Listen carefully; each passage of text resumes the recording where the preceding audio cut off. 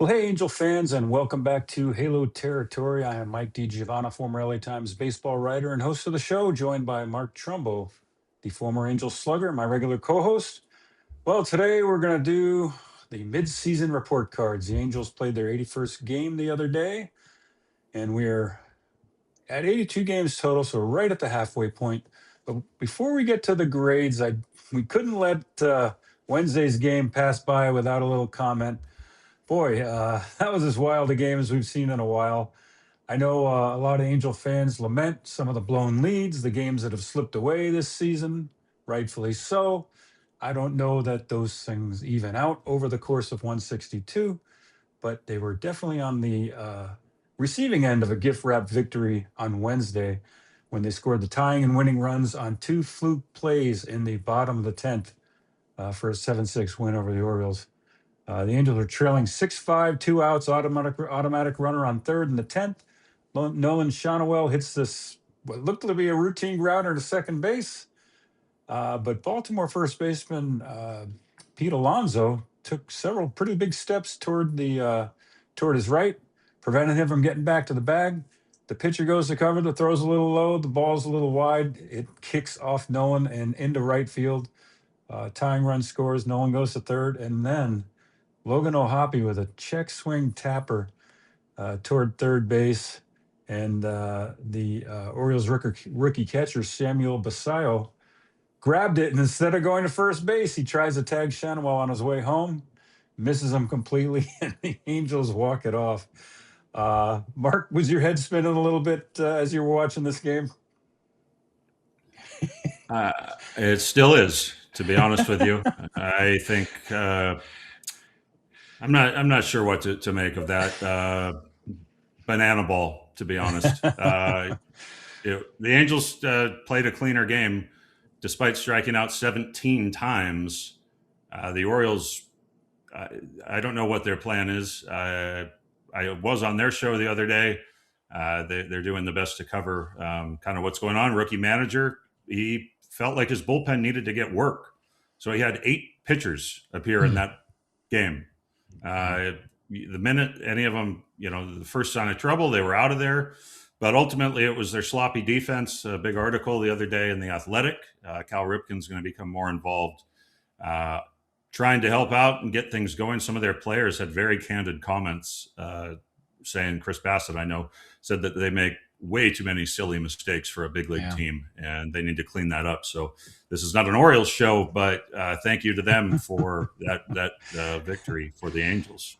Yeah, you played first base for many years. Pete Alonso's played it for many years. What do you think he was thinking on that play? Did he just overcommit way too soon?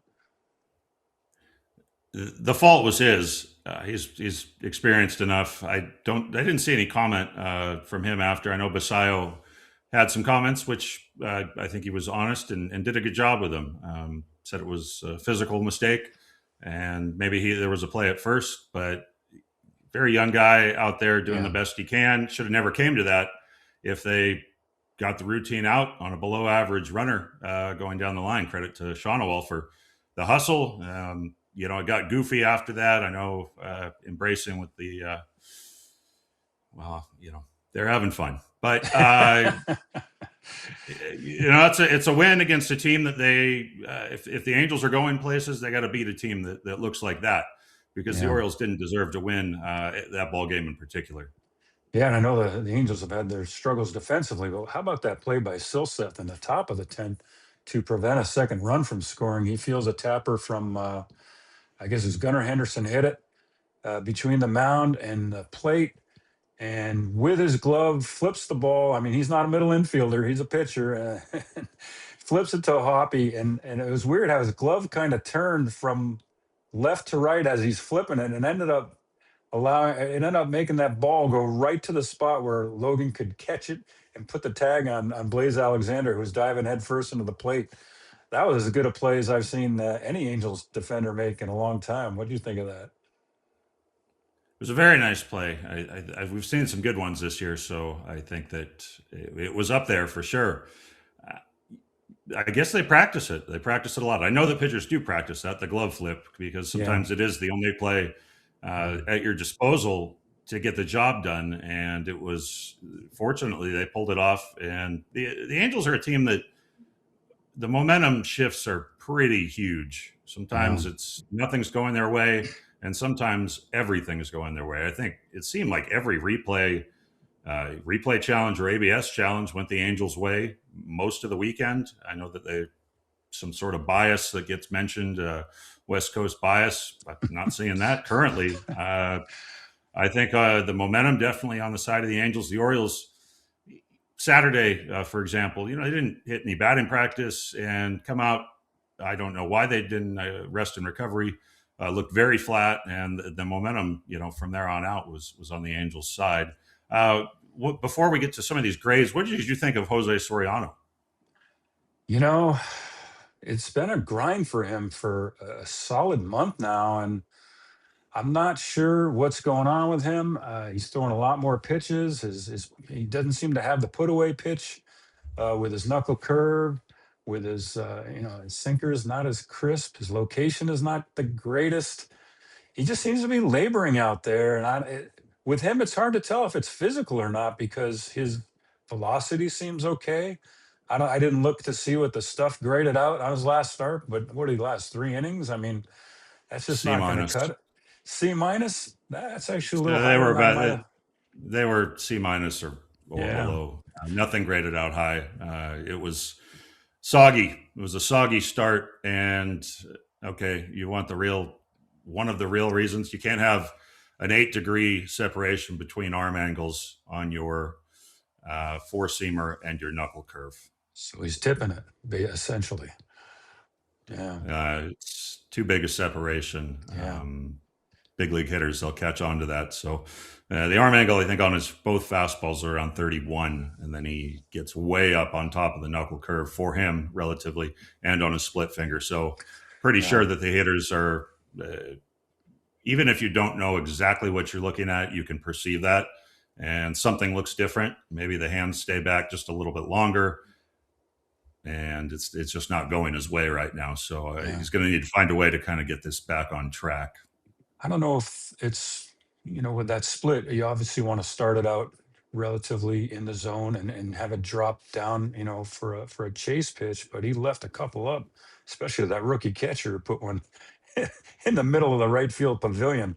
My goodness, that kid has some power. I can see why they gave him that contract. But I didn't want to No, let this the also the another huge hit from Wade Meckler. How about this kid? Two out, bases loaded, 2-run single in the eighth inning to tie it 5-5.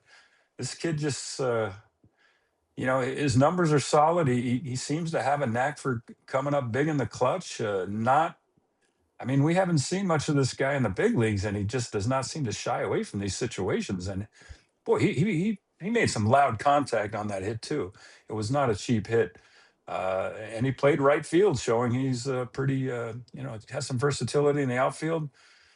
This kid is quite the asset for this team right now. Would you agree?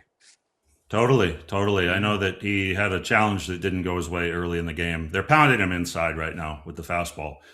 He took a couple strike three lookings earlier in the series, and then yesterday, I think he felt like, in his defense, I think Basayo ended up reaching for the ball.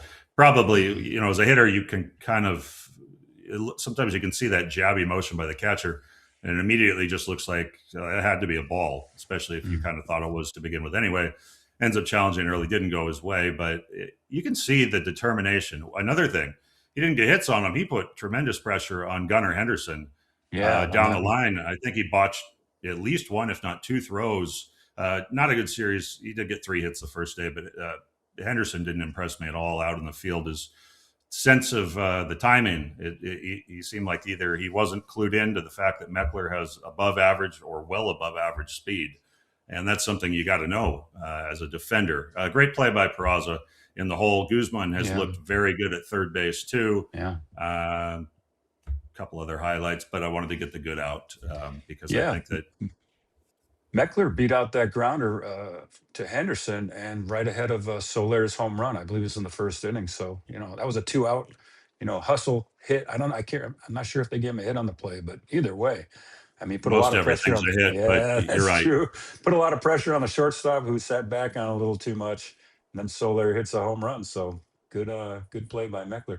Hey, we're going to take a quick break for a word from our sponsors, and when we get back, we'll get right to the report card on Halo Territory. You know why you're enjoying this minute? Because we're happy, Kratz. We're happy because we're wearing Mack Weldon. Yes, I'm 6'5", and nobody can give me tall clothing, but Mack Weldon allows me to have it. So I don't really have to care about how I look, and I still look good because I don't put a lot of time into what I do to pick out my clothes. Mack Weldon takes care of it for me. Classic, always in style, made from the world's most comfortable performance materials. Summer gets sweaty, don't let unnecessary sweat spots emerge. Mack Weldon's Air Knit X fabric helps you out. Their lightest fabric is fused with nylon mesh for maximum airflow. Skip the midday wardrobe changes.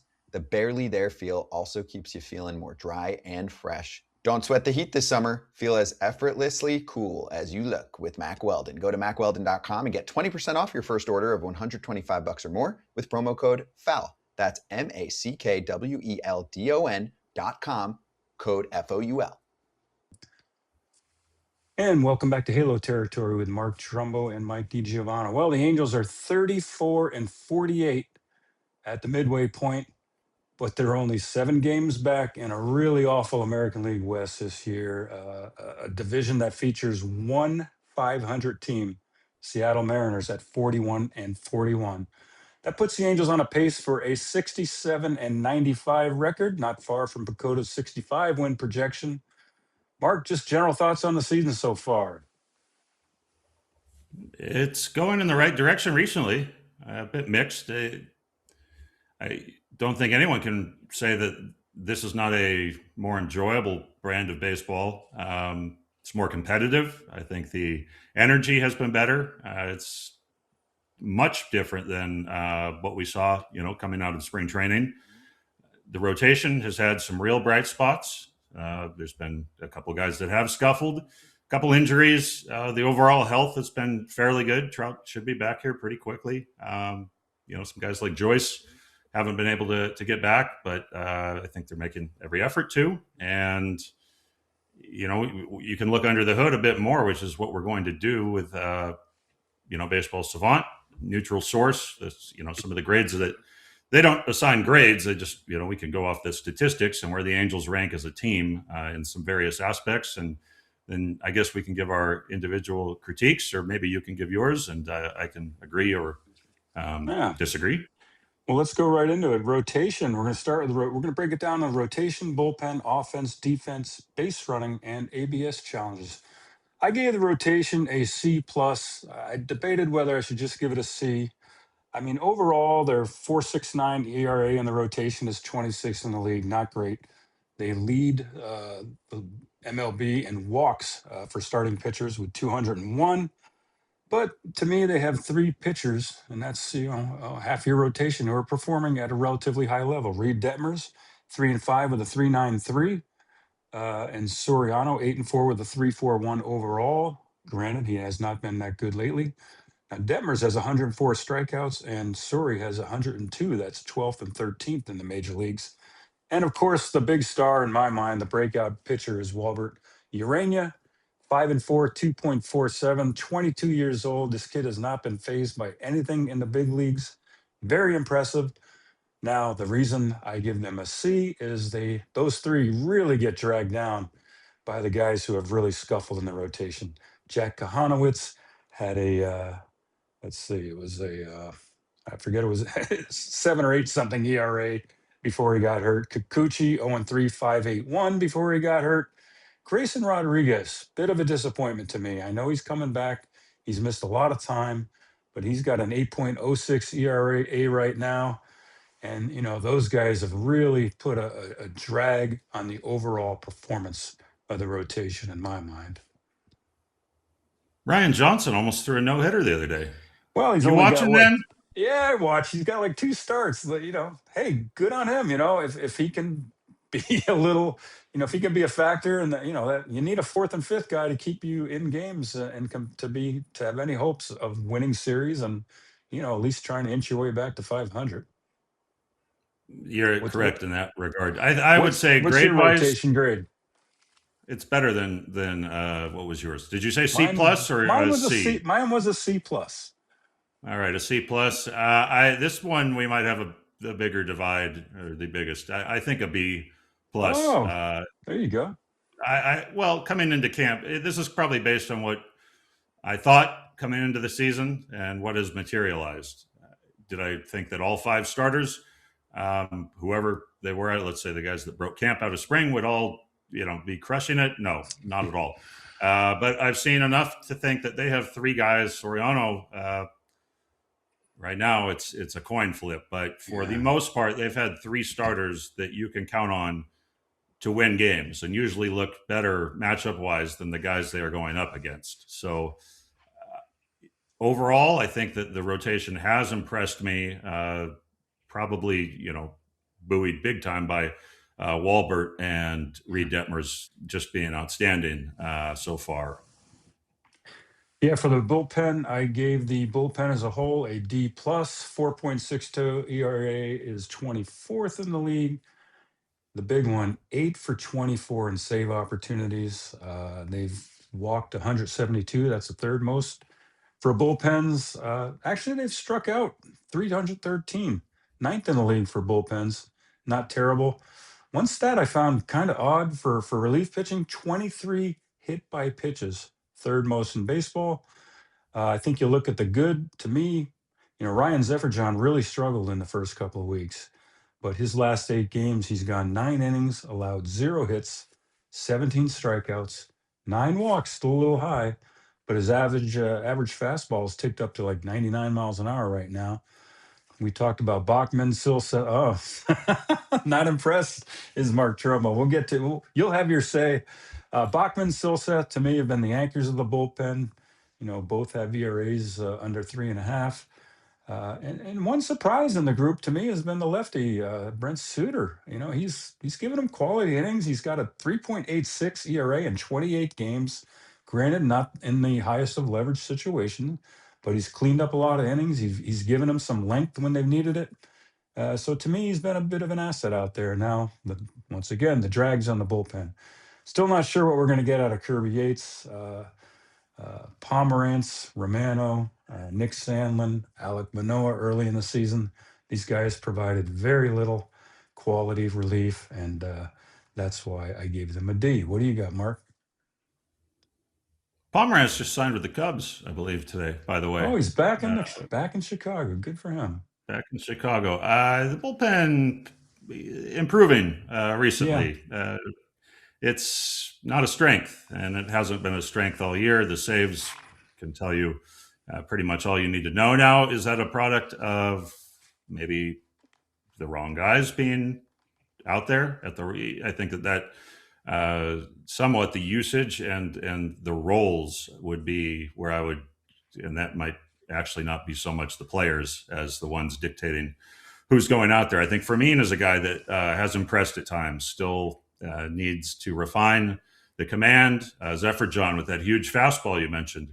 You want to talk about where those hit batters come from? He's had a lot. I think a lot more than his fair share, which is strange because to me is more of a cutter guy, although some people hate his cutter. But I don't see him as a guy that should be hitting a lot of batters, but it's just maybe one of those fluke things. Kirby Yates, for all that everyone said, he is death on right-handed hitters, and that is not joking. Right-handed hitters against him are having an extremely tough time. He's punched out a lot of bats, now the opposite with lefties, so he's got to find a way to neutralize those. But he has improved a lot. I think my earlier comments dating back to when I first was watching him pitch, the arm is looking more lively. He's kind of probably with the success, no kidding, but he's trending in the right direction. Some of the other guys I think are coming around. Sam Bachman, unfortunately, had a real blow up recently. His ERA is north of 3. And Silseth, a lot of inherited runners scoring, but he's also been brought in at an unbelievable rate. He's the guy that gets brought in all the time. Against Yordan Alvarez, for example, the bases loaded. They're going to him. So, yes, he's given up a lot of runs, but he's had the most opportunities too. So if you don't want him, who do you want? Yeah. All right, we're going to take one more quick break for a word from our sponsors. And when we come back, we'll get to the overall offense and team defense. This episode is brought to you by FanDuel. Baseball fans, the MLB season is in full swing, and FanDuel is giving you a chance to call your shot with daily dingers. Joining the action is easy. Just make your free pick on who's hitting a home run in their game, and if you're right, you'll get a profit boost to use on your next bet for a chance at extra winnings. It's just another reason why FanDuel is the home of home runs. So, are you ready to play your game? Head over to FanDuel.com/podcast to get started. That's FanDuel.com/podcast to opt in for daily dingers. Make your free pick on who's hitting a homer. Play ball. Swing for the fences on FanDuel, an official partner of Major League Baseball. No purchase necessary. Opt-in required. Bonus issued as non-withdrawable profit boost tokens. Restrictions apply, including any token expiration and max wager amount. See terms at sportsbook.fanduel.com. Gambling problem? Call or text 1-800-GAMBLER. And welcome back to Halo Territory with Mark Trumbo and Mike DiGiovanna. Well, let's turn to the offense. I actually gave the offense a B-. They've, since May 22nd, the Angels lead the major leagues with 173 runs scored. And that's in 31 games. That's not a small sample size. And I don't think it's any coincidence that this uptick concurred with the arrival of Donovan Walton, Wade Meckler, and then eventually Guzman over the last few weeks. So overall, the strikeouts, they still lead the major leagues with 782, but they're 10th in runs, 12th in doubles, 11th in homers, 12th in walks, which is good for them. And they're right in the middle of the pack with on-base slugging and OPS. Some of the individual performances, Mike Trout, we talked about a lot, has really shined. Wade Meckler and Donovan Walton since they've been here. I mean, Donovan Walton, 338 with a 904 OPS, 3 homers and 11 RBIs in how many games is that? 25 games. So once again, not a tiny sample size. The guys who have kind of dragged the offense in my eyes, Logan O'Hoppe has been better of late, but he really was scuffling for the first 2 months of the season. Yohan Moncada and Josh Lowe, when they were here, really dragged the offense down. So I'd say overall, once again, the Angels are trending in a better direction offensively. It's interesting that Soler is back, and they got him right back in that 4-hole. We kind of speculated before he came back whether he would be a good fit with the way the offense was, scoring and putting pressure on teams and manufacturing and doing a lot of the things that we feel brought some versatility to this offense. But he's hit a couple of homers since he's been back. Is Soler going to be a good fit with this team right now, Mark? And what's your overall grade for the offense? Great fit. Big power bat, cranking them out of the park. Sometimes when they count, sometimes when the game's a little bit out of reach, but nevertheless, he's given it a mighty lash up there. He's up there to do some damage, and just some of those balls that are down and away, maybe take a few of them, but maybe he'll hit them at some point too. Yeah. The offense is a mixed bag. Mike Trout, one of the unluckiest hitters in baseball so far this year. His numbers are still very respectable, but when you some of the statistical stuff has said that he has got no luck at all. He's made a lot of hard outs to me, and his numbers could be actually better than they are. I've seen improvements, so I think I'll agree with whatever. Was it a typo? I think what was your grade again? A B-? I changed it to a B-. I had C going in, but I don't know. Last month they've been pretty impressive. Trying to keep it positive, man. Yeah, no, I know you'd fit right in, elsewhere. But I think that I got B-. B. How about a B? I'll give them a B. Oh, they're improving. Wow. I like that. Well, I like that they pivoted off of the all or nothing approach. If you know what, I commend effort, and I think that by and large the whole team they've gone to a different approach, and it's worked out better for them. They've had more success. Guys seem to be more engaged. Guys are running harder. Personnel changes, yes, we're involved in that, but trending in the right direction. And Yeah. scoring a lot of runs since what, May 22nd? Where'd you get that stat? I You saw it know? in a newspaper, maybe. Oh, okay. Actually, it's in Very the cool. no. I got it out of the Angels' notes. Actually, yeah. I actually Nice. read those things. One of the rare reporters who reads the notes. Uh, let's get to defense, and I give him a D on defense. No pun intended there. We talked a lot about Zach Neto this year. He's got 13 errors. I'm pretty sure he still leads Major League shortstops. And then you throw in, I think when uh, Moncada was playing third base. I mean, when those two were together on that left side of the infield, it was not very good. So let's go to the baseball savant outs above average. And this is for team. The Angels are 28th with minus 20 outs above average, which is not good. And the crazy thing is, almost all of that uh, negative number comes in the infield. The Angels infield minus 21 outs above average, according to Baseball Savant. Mark, what did you grade the defense out, and why? The numbers say a lot right there. It's been some bright spots. Nolan Shawnewell has played a really nice first base. He had some great. He's picked up his infielders a ton, Yeah, digging balls out of the dirt, which is something that I think is getting computed more. It wasn't a thing. I took a lot of pride trying to do it when I played first, but it was something that, other than the guys that you were saving errors from being, it wasn't valid. I never yeah, it saw wasn't a anything in arbitration. And I actually I did go to arbitration one year. It was not something. It's not something that gets brought up. You can't really. yeah, Nobody uses it.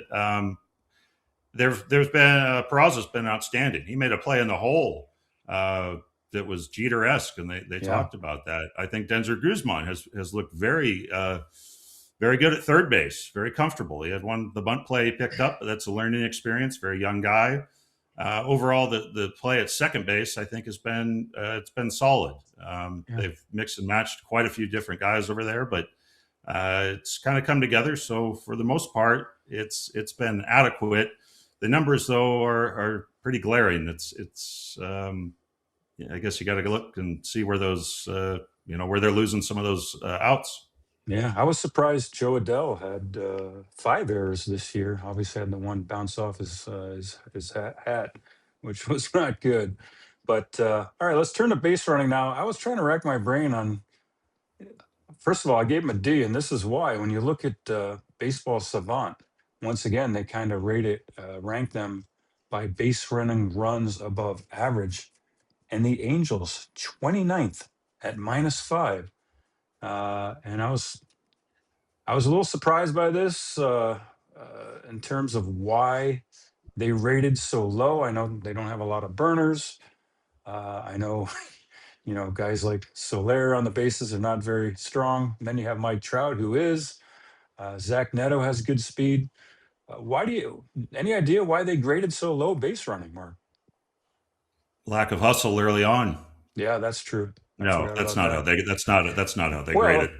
Well, it should It be. may be a slight part of it. It could be. I think a number of caught stealings would probably factor in. You can those that want to look at that up, they can do that. A couple guys haven't had the highest success rates there, and compared to some of these other teams, what's coming to, especially last year, it exploded with the stolen bases overall Yeah, around the league with the new rules and the bigger pickoffs, bases. Yeah, bigger bases, all these things, and other teams that are built more for speed are probably lapping them. In that regard, I think the Angels have done a decent job taking the extra base, playing the style of baseball that I experienced. You want to call it social ball or whatever, but people I think that follow the Angels know what that means. But I think they've been a tad cautious at times, sending guys on base hits to the outfield. Sometimes that is for the better. I think third base coaches can come under huge fire. The Giants had to make a move because of the over aggressiveness. And I think have the Angels gotten picked off maybe a few times? I think that's happened. I could think of a few on top of my head. Yeah, I didn't look to see what the Yeah, numbers I are. didn't think Yeah. that they'd be rated as low as they are, but these are not subjective; they're numerical. They're 29th in baseball and on the basis. So it's an area that could use some improvement. Yeah. All right. Our last category is ABS challenges. Mark insisted we included this, and it's become a pretty integral and interesting part of this game. How did you sort of break down the Angels for ABS challenges? Well, you can do replay challenges and ABS. I think replay challenges, the Angels are second or third in baseball in the amount of replay challenges they do. I think the Dodgers are last. Maybe they have a dozen. The Angels have over 30. Kurt likes to see, going for the headphones a lot. Hey, Yeah. take a look. And lately it's been working, but they do challenge a lot. I think just not really in regards to this, but the overall, some of the stoppage with some of the flow of the game and using 8 pitchers. I obviously still haven't recovered from the previous ball game, but I don't know how I feel about ABS yet. I think that Nolan Shawnuel, for some reason, you wouldn't think he would struggle with it. I think he did get the last one he did correct. That might have been yesterday, but he hasn't had a ton of success. Some guys seem very tentative. I know Joe Adele on a podcast, maybe Mookie's podcast, said he had forbid himself from doing it. I know Trouty hasn't done it all that much. Some guys do it and seem very convinced that they're right. They end up not being right. I think Logan O'Hoppe has improved a lot, at least behind the plate. I don't know if any of our pitchers, maybe one time a pitcher did it, but how do you feel about ABS overall? And then you can give a grade. Well, yeah, let's first of all get to those numbers. The Angels, 39.8% success rate as a team. That's 27th in the league. And here's some of the individual breakdowns. And yeah, the number at the bottom of your screen, the name and the number at the bottom of your screen. Nolan Shanwell, challenge 17, won 6, lost 11. And I thought going in, he has a reputation of great plate discipline, good eye, and I still think he does have a good eye. But it's surprising that it hasn't translated to more success in the ABS challenging. Zach Neno is only at 15%, 7 for 14, not that great. And some of the other Oswald Peraza, 3 for 10 at 30% is definitely not great. And those are the guys who have done it most. Is that Jorge up top? Jorge Soler has 1, 2, and challenge 5, but yeah, it's 40%. They're not. Oh, these are once again, Baseball Savant is ranking these, and I don't even know what the column on the left stands for, but they, they will. It's like above average or below average. Okay, yeah. Some of the numbers they put on some of these are really difficult to try to figure out, but the hard numbers certainly speak for themselves. As far as overall, I like it because I don't think it's stopped the game. It hasn't been a big, hindrance to the actual pace of the game. They've been able to do it relatively quickly, I think. I think the fans dig it. It's kind of funny seeing some of the reaction of the players who, it's like, damn, that whole ball's in the strike zone. And I challenge that. I thought that was pretty funny the other day, or I think it was Wednesday night when Shohei Ohtani challenged one on the mound. I'd love to see more pitchers do it, and he was right. So I think overall it's been good. I think the strategy that it has forced teams to sort of make is interesting. I still don't understand. There's so many players using some of these challenges in the first inning, and we have seen a handful, if not more than a handful of games where you get to that 8th or 9th inning and, well, the Angels are out of challenges. Boy, they could have used one there. So it's become really strategic. I hope they don't fiddle with it too much and go to like 3 or 4 challenges a game. I like the fact they give them one per inning and extra innings. I think that's smart. But overall, I'm okay with it. Are you okay with it? I don't know yet. I'm leaning towards, yeah, kind of. It's just there's no when you get used to, I think that's the hard thing for somebody who didn't play with this system. You got used to having to deal with different umpires, and there were umpires that favored the hitter. There were umpires that were pitcher favorites. You knew that going in. You knew sometimes you had to expand a little bit, but pitchers, I think, no longer get rewarded. And there's an argument that they should never be rewarded for having better command and earning a little bit off the plate. You might recall some, pitchers that did. Oh my goodness! Some of that was egregious and yeah. Comical how far they get off. But it was kind of a merit system where pitchers that the umpire was impressed enough. Hey, this guy's got it, and he's making it easy on me. Probably back there too. I think part of the deal too is the catcher framing. These guys are yanking everything to try and deceive the umpire and used to. If you were doing that back there, the umpire would tighten you up pretty quick. When I was a younger player in the game, hey, knock that off. What are you doing? Like, just catch it as it is, and don't disrupt me. But now they got to do a much better job. I'm almost certain the umpire grading this year is going to be worse than it ever has. I see some of the scorecards that are coming in, and they are where it looked like previous years, maybe 94, 95, 96% was about average. It's gone much lower, and I don't know if that's a byproduct of just having the option to, hey, we'll just, they'll challenge it and we'll get it right eventually. But maybe it's added a lot of pressure too. It's different. Definitely. Going in with this new system, I thought it would sort of decrease the importance of pitch framing, but do you still think pitch framing is as big a part of the game as it was before? Absolutely. I think the other night, Mark Kotze getting thrown out early on. And you can say why and laugh and stuff, but he knew that the umpire that game was going to continue calling that pitch that was probably going to hurt his team a lot more than it was going to hurt the Angels. That low strike, knee high or otherwise. And credit to O'Hoppe, he was getting underneath them and making them look good. But those two challenges, your hitters are going to have a tough time if they just keep peppering. I don't know if, who had started that game. Assuming it was either Urania or Soriano, but it seemed like that was going to be a strike, and it was a tough pitch. You're not going to do anything with it, but that's why he did it, because that framing is still going to be a big thing. We didn't intentionally skip over all the outfield defense, but your early impressions of Christian Moore in the outfield and left field before we wrap up. Well, if they continue to play Christian Moore in left field, those outs above average numbers are going to go down even more. I mean, it's been rough. I'm not going to lie. It's been obvious for everyone to see.